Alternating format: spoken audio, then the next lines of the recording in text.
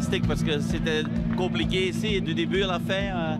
J'avais toujours quelqu'un derrière moi, d'abord Vincent, puis Adrien. Et on a vraiment dû rouler très vite sans faire de bêtises. Et je suis très heureux, très content. Flashback sur le jour le plus long de la carrière de Chris Prinsen. Samedi matin, dans les environs de Saint-Vith, le thermomètre flirte avec le 0 degré, mais dans l'habitacle des 17h05 au départ, la température monte déjà. Le mieux réveillé s'appelle Adrian Fernémont, le vainqueur de Spa et le premier leader du rallye. La réplique est immédiate, elle vient de Chris Prinsen qui veut à tout prix s'imposer à l'Isbeljan, une épreuve dont il est le vainqueur sortant.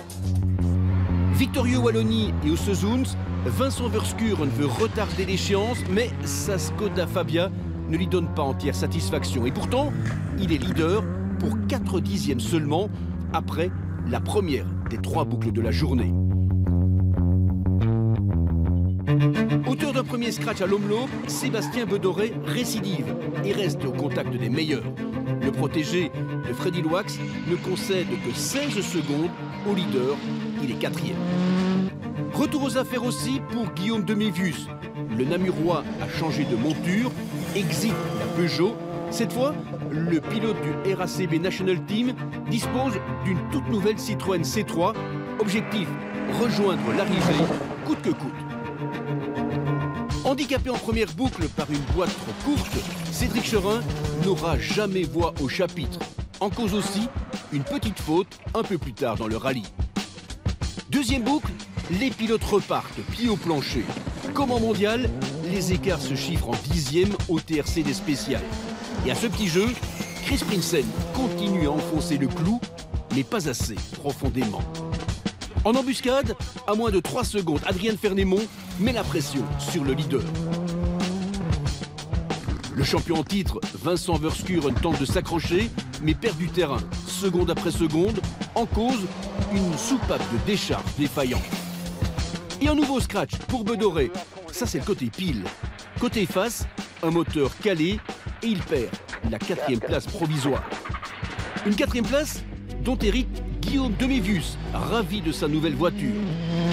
Le top 5 est séparé par 20 secondes avant d'aborder la dernière boucle. Avouez, ça a de la gueule.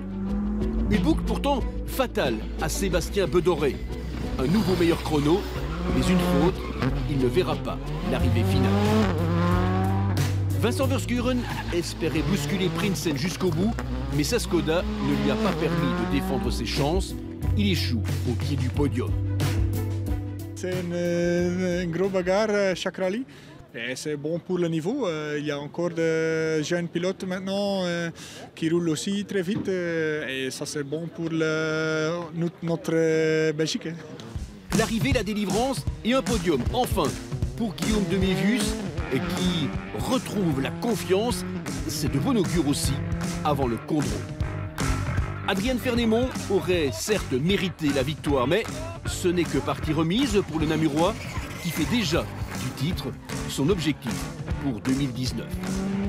Ça me satisfait parce qu'il y avait quand même pas mal de voitures au départ et puis des bons pilotes. Donc, et puis surtout, on a été dans le rythme tout au long de la course. On commence par un scratch et ça, c'est des choses importantes pour l'avenir.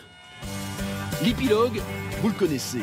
À 44 ans, 19 ans après son premier titre, Chris Prinsen est couronné pour la 2e fois de sa carrière. Et dire qu'en début de saison, son budget ne lui permettait pas de boucler plus de 4 épreuves. Rideau sur Saint-Vith, vivement le Condro dans 5 semaines où la bagarre promet d'être somptueuse en bord de Meuse.